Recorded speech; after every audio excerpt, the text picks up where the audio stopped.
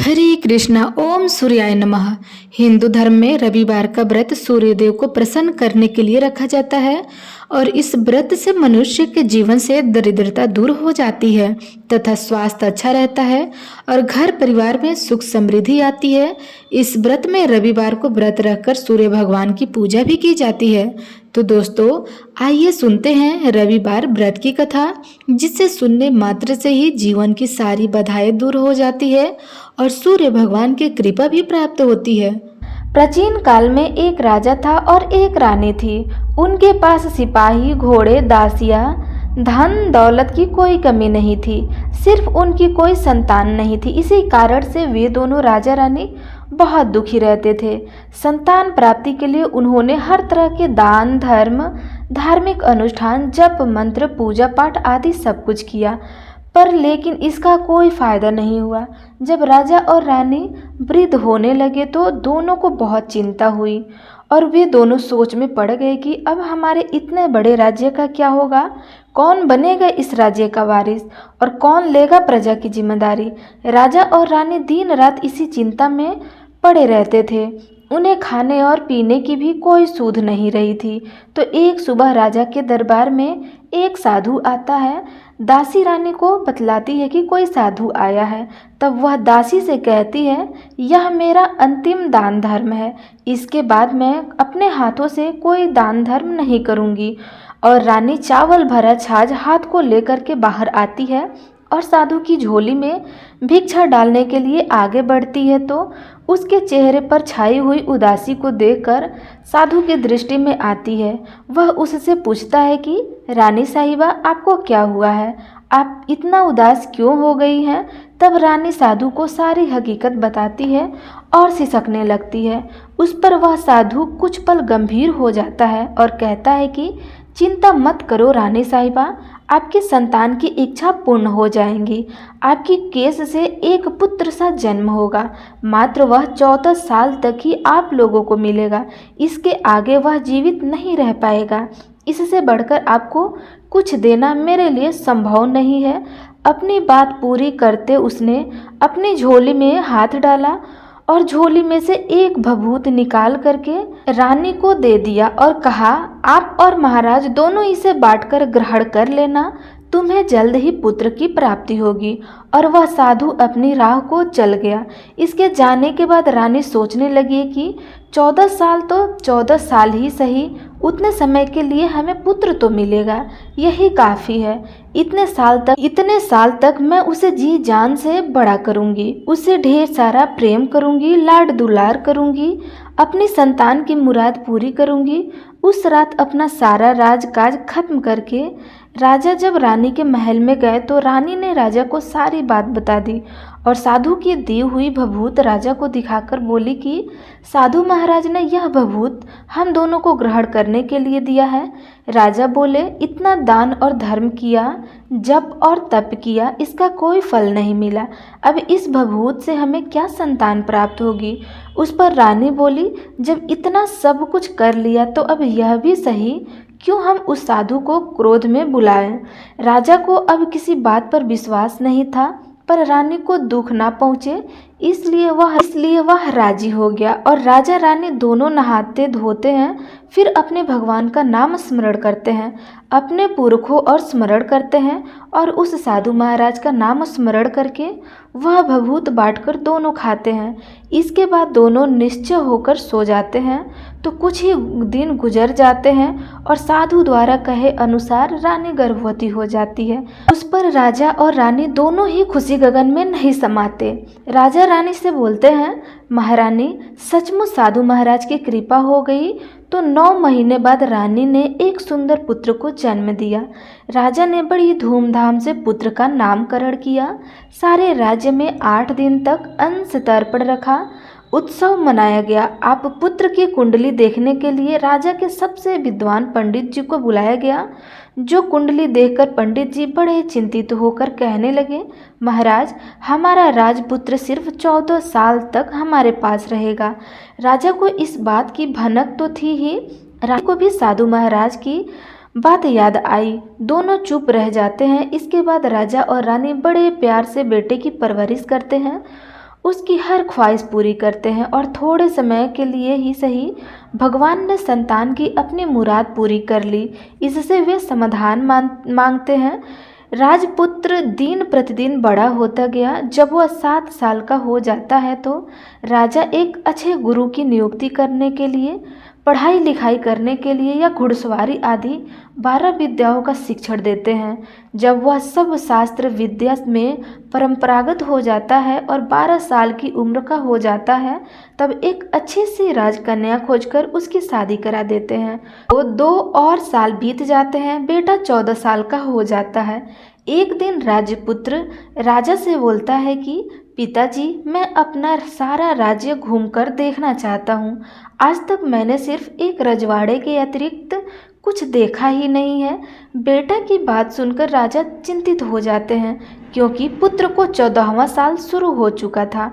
अब कोई अनहोनी होने का वक्त नज़दीक आ पहुंचा था, लेकिन राजा यह सब बातें पुत्र को बता नहीं सकते थे। राजा अपने चेहरे पर खुशी लाकर बेटे से कहते हैं कि हाँ, जरूर जाओ बेटा, तुम्हें अपना सारा राज्य घूमकर देखना चाहिए। कहाँ क्या है यह सब जानना चाहिए। कल मेरे बाद तुम ही तो राजा बनोगे ना। मात्र एक बात का ध्यान रखो, तुम जहाँ जा रहे हो, क्या कर रहे हो, यह बात अपनी पत्नी को नहीं बताना। पुत्र कहता है, ठीक है पिताजी, आपने जैसा कहा है मैं वैसा ही करूँगा। राजपुत्र दिन भर अपनी पत्नी के साथ रहता है, खुशियाँ मनाता है और रात को 12 बजे वह उठकर बाहर चला जाता है। फिर सुबह होने से पहले वापस अपने महल में आकर सो जाता है। ऐसा बहुत दिनों तक चलता रहा और पुत्र का 14वां साल खत्म होने के कुछ ही दिन बाकी रहे थे। इतने में उसकी पत्नी यानी छोटी रानी रात में जग जाती है। वह देखती है कि बिस्तर पर राजपुत्र नहीं है। वह महल में सब जगह देखती है तो राजपुत्र कहीं नजर नहीं आते हैं। वह क्या करती है, किसे कहती है, वह चुपचाप रहती है। फिर वह सुबह होने पर देखती है कि उसका पति अपने जगह सोया हुआ है। वह पति से कुछ नहीं पूछती है, लेकिन दूसरी रात भी जब वैसा ही होता है, तीसरी और चौथी रात और कुछ दिनों तक ऐसा ही चलता रहा। तब रानी बहुत चिंतित हो गई।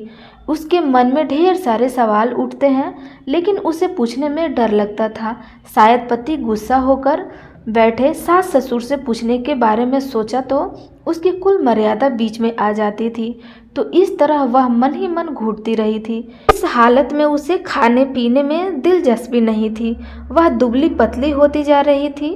तो उस राज्य में फूल बेचने वाली एक बुढ़िया मालकिन थी। वह हमेशा छोटी रानी को फूल देने उसके महल में आ जाती थी। उस बुढ़िया का ध्यान छोटी रानी पर पड़ जाता था। वह उससे पूछती थी कि बेटी, तुम्हें किस बात का दुख है? तुम इस तरह सूख कर कांटा क्यों बनी हो? उस पर रानी कहती है, क्या बताऊं तुम्हें अम्मा, तुम्हारा राजपुत्र हर रात्रि को बाहर चला जाता है और सुबह वापस लौटकर आ जाता है। वह कहाँ जाता है, क्या करता है, यह सोचकर घर में अन्न जल ग्रहण नहीं कर पाती हूँ और सूख सूख कर कांटा बन चुकी हूँ। बुढ़िया सब बात सुनकर उसे एक उपाय बताती है कि बेटा ऐसा करना, आज रात को तुम सोना मत, उसके पीछे जाकर देखना कि वह कहाँ जाता है, क्या करता है और उसकी अच्छी तरह से पहरेदारी करना। तो छोटी रानी बोली कि अगर मुझे नींद आ गई तो? बुढ़िया बोली कि तुम्हें नींद न आए इसलिए एक काम करना, अपने बाएं हाथ की उंगली में एक जख्म कर लेना, उस पर थोड़ी सी मिर्ची छिड़क कर, उसे तुम्हें बड़ी जलन होगी और उसे पीड़ा से तुम्हें रात भर नींद नहीं आएगी। रानी बुढ़िया के कहे अनुसार करती रही। उंगली की जलन से उसे बड़ी देर तक नींद नहीं आई, लेकिन बाद में वह सो जाती है।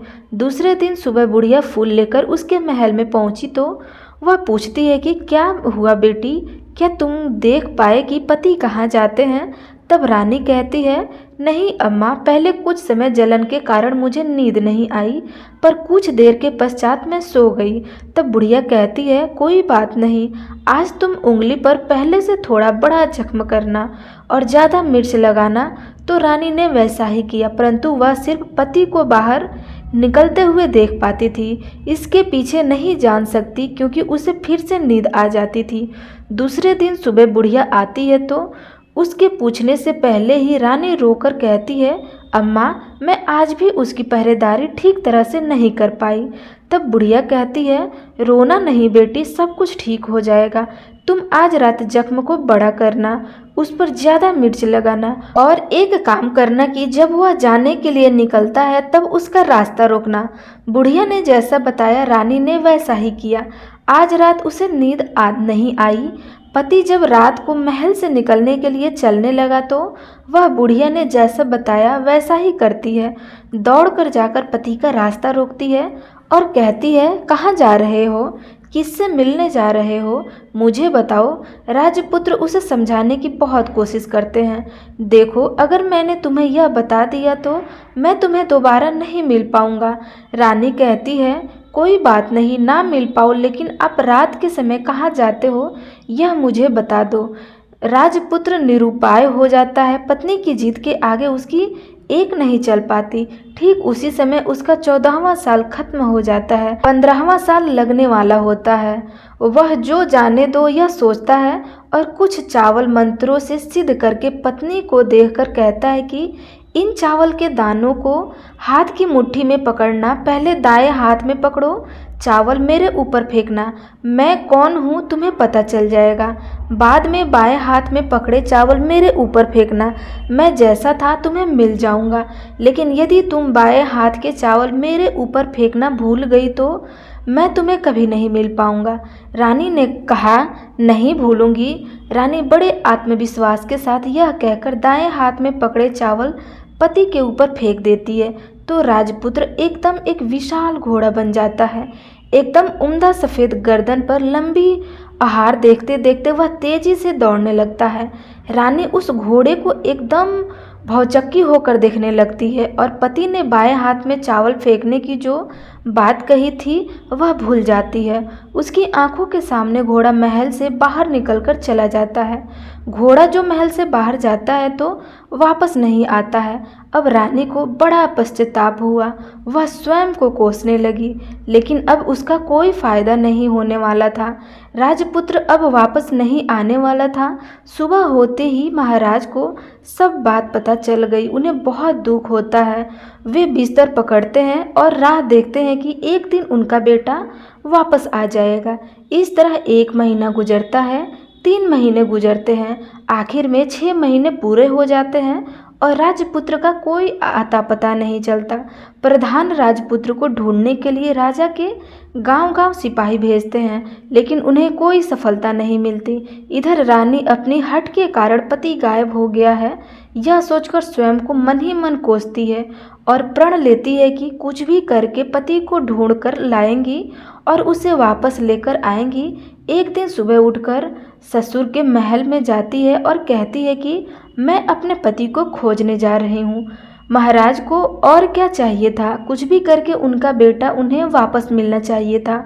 वे बहू को जाने की अनुमति देकर कहते हैं, बेटी तुम्हें जो चाहे वह करो, जहाँ जाना है वहाँ जाओ, लेकिन हमारे बेटे को वापस लेकर आओ। अब रानी अपना शाही भेष बदलकर एक सेठानी बन जाती है। कुछ दासियों को, कुछ नौकरों को साथ ले लेती है, कुछ सामान साथ ले लेती है और राजा की सीमा पर जाकर वहाँ एक भोजनालय खोल देती है। वहाँ आने वाले सब यात्रियों को खाना मुफ्त में देने लगती है। मात्र एक शर्त रखती है कि खाने वाले को उसकी देखी हुई कोई अजीब चीज़ उसकी मालकिन को यानी राजकन्या को बतानी पड़ेगी। तो वहाँ आने वाले हर नागरिक अपनी तरफ से मैंने यह देखा कहकर वहाँ से मुफ्त खाना खाकर जाते थे। परंतु रानी को जो बात चाहिए थी वह अब तक नहीं मिल पाई थी। ऐसे ही कुछ दिन बीत गए तो रानी के महल में फूल लेकर जाने वाली बुढ़िया के एक बेटा और बहू थे। उनका एक छोटा बेटा था, यानी बुढ़िया का एक पोता था। तो बेटा और बहू सुबह काम के लिए निकलते थे तो पोते को संभालने की जिम्मेदारी बुढ़िया पर रहती थी। दिन भर पोते को संभालती थी। एक दिन बुढ़िया को पान खाने की आदत थी तो पान लगाने के लिए चूना चाहिए था। वह उसे तैयार करने के लिए सीपियाँ लेकर आई। इन सीपियों को भूनने के लिए गोबर के कंडे चाहिए थे। कंडे इकट्ठा करने के लिए वह बांस की टोकरी लेकर चरवाहे के मैदान में गई। वहाँ बहुत सारे कंडे थे। उन्हें जमा करते करते उसे घर आने में अंधेर हो गया।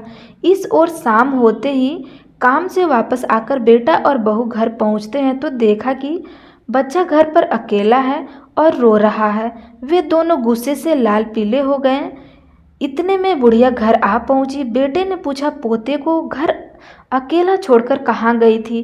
तब बुढ़िया बताने लगी कि मैं गोबर के कंडे इकट्ठा करने गई थी। इस पर बेटा बोला, दोबारा बच्ची को अकेला घर छोड़कर यदि कहीं गई तो मैं तुम्हें बहुत पीटूंगा। तब बुढ़िया कहने लगी, नहीं बेटा, फिर कभी ऐसा नहीं करूंगी। लेकिन दूसरे ही दिन बुढ़िया यह बात भूल गई और फिर चरवाहे के मैदान पर कंडे इकट्ठा करने के लिए चली गई। शाम को जब बेटा और बहू काम से वापस लौटे तो देखा कि बच्चा घर पर अकेला है और रो रहा है। अब उसके बेटे की सनसनी खत्म होने लगी और बुढ़िया के वापस आने पर उसे घर से निकाल दिया। बुढ़िया रात भर घर के बाहर अंधेरे में बैठी रही और सुबह होते ही हाथ में टोकरी लेकर कंडे इकट्ठा करने के लिए निकल गई। उस दिन उस पर कंडे इकट्ठा करने का मानो पागलपन सवार हो गया था। कंडे इकट्ठा करते करते जब अंधेरा हो गया उसे मालूम ही नहीं चला। उससे जब ध्यान आया तो गांव का रास्ता भी ठीक तरह से दिखाई नहीं दे रहा था। वह अंधेरे में आंखें फाड़कर देखती देखती किसी तरह आगे निकल पड़ी तो एक कपिला गाय छन छन की आवाज़ करती गली की घंटी बजाते ठुमक कर उस मैदान पर आ गई। उसे देखकर बुढ़िया सोचने लगी कि इस गाय के पीछे पीछे जाऊंगी तो गांव तक पहुंच जाऊंगी। तब बुढ़िया उसके पीछे पीछे जाने लगी। वह गाय उस मैदान से लेकर एक एक करके 6 मैदान पार करती गई। आखिर में वह 7वें मैदान तक पहुंची ही थी तो क्या होता है कि उस मैदान पर एक बड़ा सा पत्थर है। गाय जाकर उस पत्थर को अपना सींग मारती है। जब गाय ने सींग मारा तो वह पत्थर दूर हट गया और पाताल से नीचे जाने की सीढ़ियाँ दिखाई देने लगी। तब वह गाय उन सीढ़ियों से नीचे जाने लगी। बुढ़िया अब वह देख रही थी और झट से जाके गाय की पूंछ को पकड़ लिया। वह गाय के साथ नीचे पाताल में पहुंच गई और तुरंत ही गाय की पूंछ छोड़ दी और इधर उधर देखने लगी। उसने देखा कि वहाँ दीप और दिए जलते हैं और तेज रोशनी गाय के ऊपर पड़ती है और वहाँ उद्धत घटनाएं घटने लगती है। गाय के नीचे जाते ही उसके गले में अपने आप साल पड़ गई और छम छम करके कोई दूध आड़ी में गाय का दूध दूहने लगा। लेकिन जो भी कोई वह कर रहा था वह मात्र दिखाई नहीं दे रहा था। बुढ़िया बहुत घबरा गई, कहाँ आकर फंस गई यह सोचने लगी और यहाँ वहाँ छिपने के लिए जगह ढूंढने लगी। लेकिन उसे कहीं भी जगह नहीं मिला। हर जगह उजाला ही उजाला था। वह एक कोने में खड़ी हो गई और कुछ सामने हो रहा था उसे चुपचाप देखने लगी। उसने देखा कि वहाँ एक उम्दा सफ़ेद घोड़ा और 2 कुंडे थे। उसमें से एक कुंड में उस घोड़े ने छलांग लगाई और ऊपर आ गया और उस घोड़े को अब राजपुत्र का रूप प्राप्त हो गया। उसने दूसरे कुंड के पानी में स्नान किया। वहाँ रखे एक नए कपड़े पहने और नज़दीक की एक सुंदर पलंग था उस पर आकर बैठ गया। उसके सामने अपने आप 5 पकवान की थाली आ गई, दूध की एक प्याली भी आ गई, 5 सुपारी आ गई। उसके सामने एक दिया जलता रहा और राजपुत्र ने खाना खा लिया, पानी पी लिया, 5 सुपारी खाई और बिस्तर पर लेट जाने से पहले सूर्यदेव का स्मरण करके सामने जलते हुए दिए से पूछा, हे दीपंकर, मेरे माता पिता क्या कर रहे हैं? दिया बताने लगा, वो तो बेटे के शोक में डूबे हैं, राजपाट कौन संभालेगा? तो उसने बोला कि राज्य प्रधान संभालेंगे। उसने पूछा कि मेरी पत्नी क्या कर रही है? तो दिए ने बोला कि उसने चौराहे पर भोजनालय शुरू कर दिया है और आते जाते लोगों से वह नई खबर के बारे में पूछती रहती है। दिए के यूं कहते ही राजपुत्र कहने लगा कि ठीक है। उसके बाद वह सो गया। बुढ़िया कोने में खड़ी हुई सब देख रही थी। ऐसी अद्भुत घटना उसने जिंदगी में पहली बार देखी थी। उसके अंदर ही अंदर चिलबुलाहट होने लगी। वह अपनी भूख प्यास भूल गई और आगे क्या होता है कि उसे उत्सुकता से देखने लगी। लेकिन उसके बाद और कुछ घटनाएं नहीं घटती। रात गुजर गई और सुबह हो गई। पलंग पर सोया हुआ राजपुत्र उठा और फिर से पहले वाले कुंड में छलांग लगाई और वह फिर से घोड़ा बनकर कुंड से बाहर आ गया। वह तेजी से उस पाताल नगरी के बाहर निकल गया। लेकिन वह कहाँ गया बुढ़िया को कुछ पता नहीं चला। इसके बाद पिछली रात की तरह कोई उस गाय को छम छम करके दूध दूहने लगा। जैसे ही दूध दूहने खत्म हुआ, उसके गले की साल अपने आप खुल गई और वह गाय तेजी से ऊपर जाने लगी, सीढ़ियों की ओर भागने लगी। गाय को दौड़ता देख बुढ़िया सोचने लगी कि अब गाय के साथ यहाँ से ऊपर जाना की समझदारी करती हूँ, नहीं तो कोई मुसीबत आकर उसके ऊपर टपक जाएगी। झट से उसके गाय की पूंछ पकड़ ली और गाय के साथ ऊपर आ गई। गाय जब मैदान में पहुंची तो उस सुरंग का रास्ता अपने आप बंद हो गया और उसके मुंह पर एक बड़ा सा पत्थर पहले की तरह खड़ा हो गया। ऊपर आकर वह गाय जंगल की ओर निकल गई। इधर बुढ़िया एक कदम बावली हो गई थी। उसने पताल नगरी में जो कुछ देखा वह जल्द से जल्द किसी को बताने के लिए उतावली हो गई थी। उसे एकदम याद आया कि नगर की सीमा पर कोई औरत भोजनालय चलाती है और नई बात बताने वाले को अच्छा खाना पीना मुफ्त में देती है। वह सोचने लगी कि क्यों न मैं उसे बात कहूँ, उस औरत को जाकर बताऊँ। यदि उसे यह बात पसंद आई तो बाकी जीवन खाने पीने की झंझट से मुक्ति मिल जाएगी। तब बुढ़िया ने मन में तय किया और तुरंत उस भोजनालय के द्वार पर टंगी नगाड़े के सामने खड़ी हो गई और जोर जोर से नगाड़ा बजाकर शुरू कर दिया। नगाड़े का इस तरह शोर सुनकर मालकिन यानी छोटी रानी मन में प्रसन्न हो गई कि शायद कोई बड़ी बात लेकर यहाँ आया हुआ है। रानी ने सिपाही को आदेश देते हुए कहा, जाइए और कोई आया है उसकी अच्छी तरह से खातिरदारी कीजिए।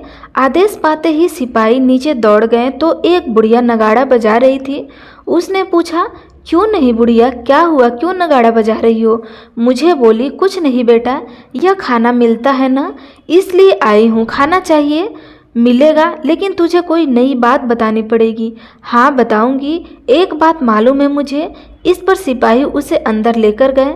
उसको मालकिन का आदेश था कि जो कोई बुढ़िया या बूढ़ा बुजुर्ग वहाँ आए उसके साथ अच्छी तरह से पेश आना, उनका अच्छे से आदर सत्कार करना। तो सिपाही ने उस बुढ़िया का भरपूर आदर सत्कार किया। यह उसे बड़ी सिद्ध थाली भरकर व्यंजन परोसते थे। बुढ़िया कुछ दिनों में भूखी थी, वह खाने पर टूट पड़ी। खाना खाने के बाद सिपाही ने उसे नई साड़ी पहनने की दी। उसके बाद उसे लेकर रानी के पास आए। बुढ़िया और रानी ने तुरंत एक दूसरे को पहचान लिया। तब रानी ने बुढ़िया से कहा कि अम्मा, अब बताओ तुमने क्या नई बात देखी है? नई बात मैंने कोई नई बात देखी है। बुढ़िया बोली, वह तो मेरे पास तुम्हें देने के लिए या कुछ खाने के लिए नहीं थे, इसलिए मैंने झूठ कहा और नगाड़ा बजाया। रानी ने कहा, अम्मा घबराना नहीं, मैं किसी को तुम्हारी बात नहीं बताऊंगी। फिर भी बुढ़िया ने कहा कि मेरे पास कोई नई बात नहीं है। इस पर रानी ने उससे कहा, देखो अम्मा, यदि तुमने मुझे वह नई बात बताई तो तुम्हें जिंदगी भर मैं तुम्हारी देखभाल करूंगी और तुम्हें रानी माता की तरह रखूंगी। अब बुढ़िया बताने को तैयार हो गई। उसने जो कुछ उस चराह वाले मैदान पर देखा था वह सब कुछ कुंवर रानी को बता दिया। बुढ़िया की वे बात सुनकर कुंवारिन को यकीन हो गया कि वह राजपुत्र उसी का पति है। वह तुरंत बुढ़िया से कहने लगी कि अब माँ मुझे उस जगह पर ले चलो। जब बुढ़िया बोली, नहीं बेटी, वह पताल राज्य है, सांप है, यदि किसी ने तुम्हें देख लिया तो तुम्हारी जान खतरे में पड़ सकती है। लेकिन रानी उसकी एक भी नहीं सुनी, उसे उस जगह ले जाने के लिए हठ करने लगी। आखिर में बुढ़िया ने उसका कहना मान ही लिया और कहने लगी, ठीक है, मैं तुम्हें वहाँ लेकर जा सकती हूँ, पर आज नहीं लेकर जाऊँगी, कल लेकर जाऊँगी। तो दूसरे दिन दोपहर को रानी बुढ़िया के साथ उस मैदान पर गई और एक जगह छुपकर गाय के आने की राह देखने लगी। दिन ढलते ही अंधेरा गिरने लगा और गाय हमेशा की तरह वहां आ गई। मैदान के उस कोने में जाकर उनके पत्थर पर सींग मारा तो छत से पत्थर हटकर वहां सुरंग में जाने का रास्ता खुल गया। गाय उस रास्ते के नीचे उतरने लगी तो बुढ़िया रानी से कहने लगी, जल्दी आगे बढ़ो, हम गाय की पूंछ पकड़कर नीचे उतरेंगे। तो दोनों गाय की पूंछ पकड़कर नीचे उतर गई। बुढ़िया पहले जिस कोने में छिपी थी उस कोने में छिप गई। अब नीचे सब कुछ पहले जैसा घटित हो रहा था। गाय के गले में अपने आप साल पड़ गई। कोई अदृश्य रूप में उसका दूध दोहने लगा। एक सफ़ेद उमड़े घोड़े ने आकर एक कुंड में छलांग लगाई तो राजपुत्र के रूप में ऊपर आया। वह राजपुत्र दूसरे कुंड में नहाने लगा। बाद में उसके सामने खाने की थाली आ गई, दूध की प्याली आ गई, पान बीड़ा आ गया। राजपुत्र सब ग्रहण करके सोने के लिए पलंग पर गया तो सोने से पहले सूर्यदेव का स्मरण करके वह दिए से पूछने लगा, दीपांकर, मेरे माता पिता क्या कर रहे हैं? तो दिया कुछ जवाब नहीं देता है, बल्कि वह बूझने लगता है। तब राजपुत्र को कुछ घटित हुआ है इसका संदेह हो गया। वह उदास हो गया और जो कुछ हुआ वह जो जाने दो ऐसा सोचकर फिर से बिस्तर पर लेट गया। अब रानी का संयम छूट गया। वह दौड़कर पति के पास गई और उसके पैर पड़ने के लिए आगे बढ़ने लगी। राजपुत्र तुरंत ही पत्नी को पहचान गया। वह छत से पीछे हट गया और चिल्लाने लगा, नहीं नहीं, मुझे मत छूना, सर्वनाश हो जाएगा। रानी दोनों हाथ जोड़कर पति से अपनी भूल स्वीकार करने लगी। स्वामी, मुझसे भूल हो गई, मुझे आपको नहीं छूना चाहिए था। आप रात को कहाँ जाते हो? मैं अपनी भूल स्वीकार करती हूँ। मुझे मेरी भूल की सज़ा मिल गई है। अब आप घर चलो। आपके वियोग में आपके माता पिता ने बिस्तर पकड़ लिया है। आपकी प्रजा भी बहुत दुखी है। उस पर राजपुत्र कहने लगा, वही तो एक बार तुम गलती कर बैठी हो, अब दोबारा मत करना, नहीं तो मैं अब तुम्हें जो दिख रहा हूँ अब वह भी नहीं दिखूंगा। रानी वह विलाप करने लगी, जोर जोर से जमीन पर सिर पटकने लगी। राजपुत्र के मन में उसके प्रति दया उत्पन्न हो गई। वह उससे कहने लगा कि यदि तुम मुझे पाना चाहती हो तो तुम्हें एक काम करना होगा।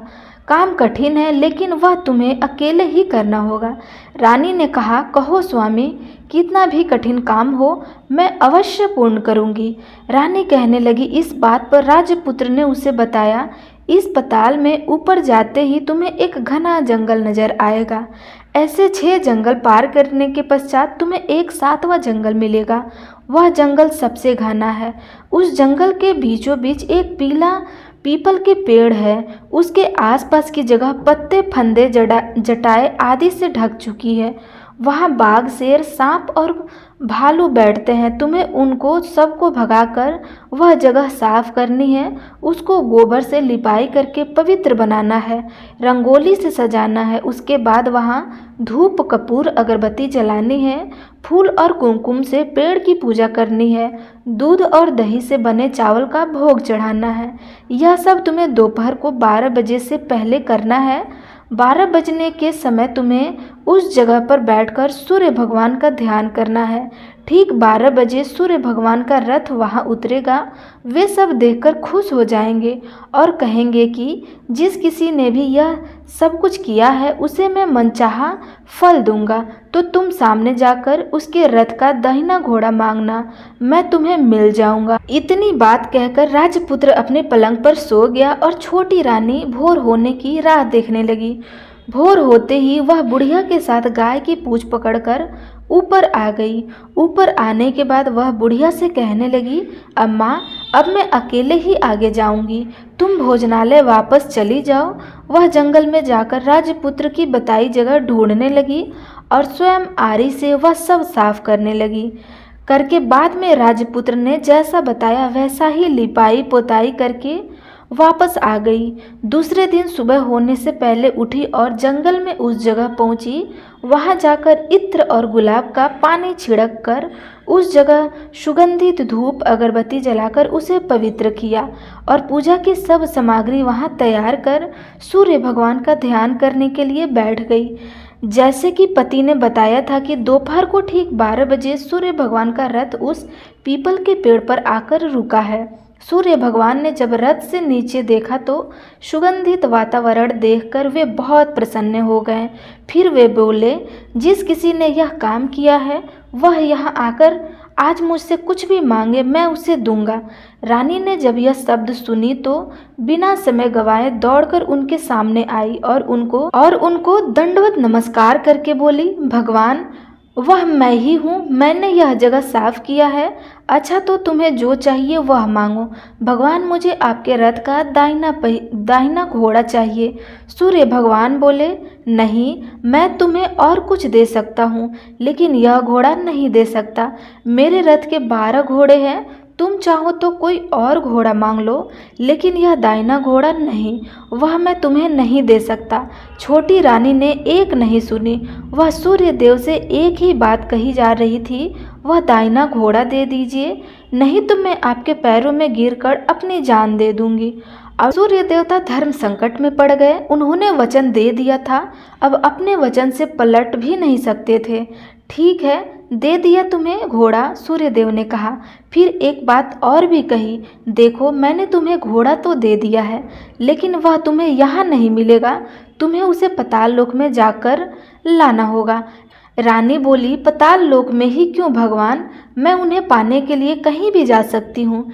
रानी को वचन देकर सूर्यदेव अपने मार्ग को चल गए और इधर रानी जंगल में अपने भोजनालय में आ गई। फिर वह बुढ़िया को लेकर उस मैदान पर आ गई और जल्दी ही शाम हो गई। शाम होते ही वहां पर वह गाय आ गई और उसने सींग मारकर सुरंग का पत्थर हटाया और नीचे उतरने लगी। रानी और बुढ़िया जल्दी ही उसकी पूंछ पकड़कर नीचे उतर गई।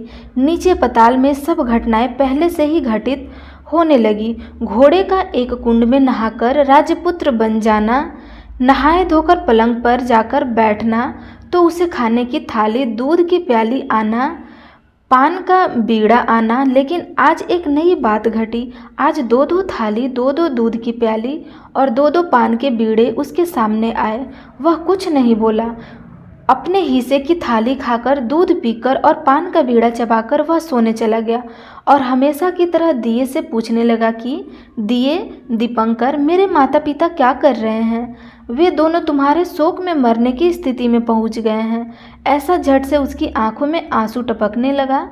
फिर वह पूछने लगा कि दिए, दीपंकर, मेरा राज्य में कौन चला रहा है? तुम्हारा राज्य प्रधान चला रहा है और वह सब कुछ हड़प चुका है।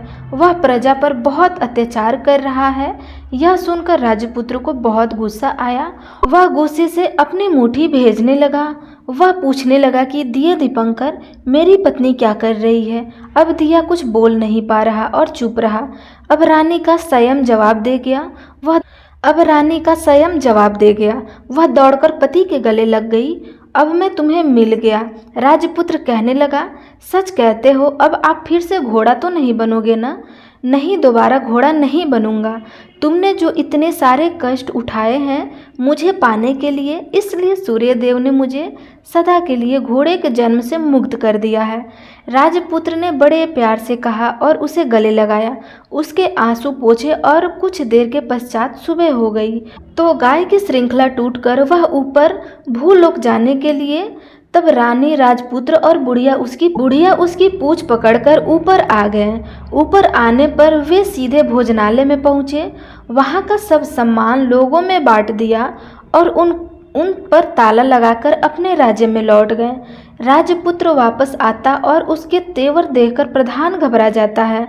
राजपुत्र ने उसे बंदी बनाकर कैद खाने में डाल दिया और राज्य की बागडोर अपने हाथों में ले लिया। इसके बाद वह अपने माता पिता को मिलने उसके महल में गया। तब राजपुत्र क्या देखता है कि उसके माता पिता उसके शोक में अस्थिया पंजर बने हुए हैं। पुत्र को वापस आया देखकर मरड़ासन राजा रानी की आंखें से टप टप आंसू बहने लगे। इन दोनों ने पुत्र को गले लगा लिया, उसे प्यार से सहलाया और इतना होने के बाद उसकी सेहत में एकदम सुधार आने लगा। वे अब बिस्तर से उठकर बैठ गए, पुत्र को आशीर्वाद देने लगे। राजा पुत्र के आने की खबर तुरंत ही राज्य में फैल गई। प्रजा खुशी से फूल नहीं समाई।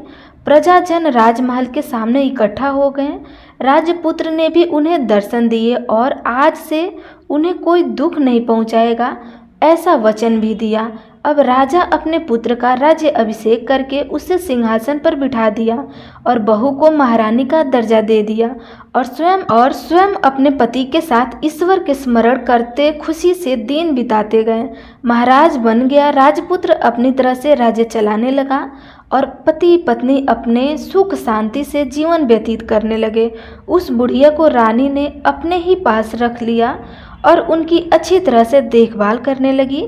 बुढ़िया और उसके बुढ़ापे के दिन खुशी से गुजरने लगे। तो आप सब प्रेम से बोलिए सूर्य नारायण भगवान की जय।